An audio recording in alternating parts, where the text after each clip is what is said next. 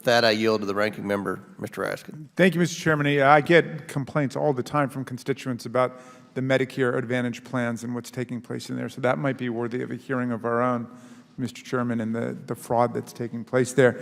Mr. Dodaro, one of the criteria that you consider before you remove an area from the high-risk list is agency capacity, specifically whether or not the agency has the people and the resources needed to sufficiently address and correct the risk. Why is agency capacity such a critical factor? Well, first of all, 22 of the high-risk areas of the 37 are on the list because of critical skill gaps, either not having enough people or the right kind of people to implement those programs effectively. So you need the right people. You're talking about people on the staff of the agency. Absolutely. Under the American Rescue Plan and the other coronavirus relief laws, GAO got $107 million to bolster oversight of the funds and programs authorized by these packages, some of the stuff you were just talking about with the chairman. My understanding is that the GOP's default on our Debt Act, however, would claw back a lot of that oversight funding money that had been provided before to the GAO. How much money would be taken back? I'd have to provide a detailed answer for the record. I think we have perhaps around 20 million of that left of the 107. You know, a number. But what had been reported to me was 29 million. But I wanted to check. Well, that's about right.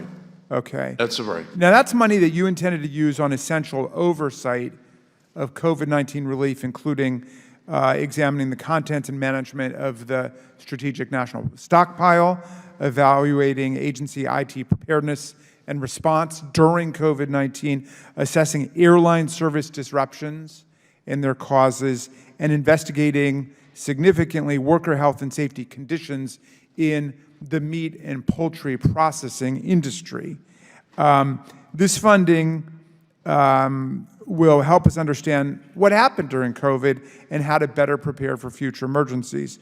On top of that, these proposed dramatic across-the-board budget cuts would undermine GAO's ability to oversee the 37 high-risk areas that we're here to talk about today.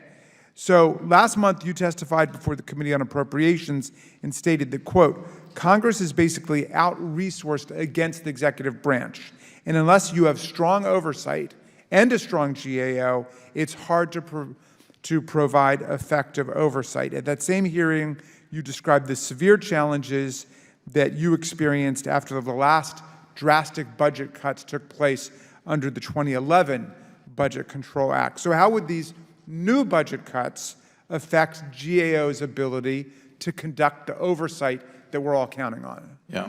Well, potentially the cuts collectively that have been discussed would have a devastating effect on our ability to support the Congress. Under some of the proposals that have been put forward, we would either have to lay off about 570 people, or we'd have to not replace people left through attrition and furlough GAO people. We'd have to shut GAO down for about a month and a half and for providing services. So it would definitely have an impact on us and our ability to serve the Congress. I mean, is that cutting off our nose to spite our face? Well, we provide $145 back for every dollar invested in us over the last 5 years, and so we provide a very good return on investment, and to get the returns, you got to continue to make the investment. It'd be like pulling your money out of a CD and still expecting interest. Yeah.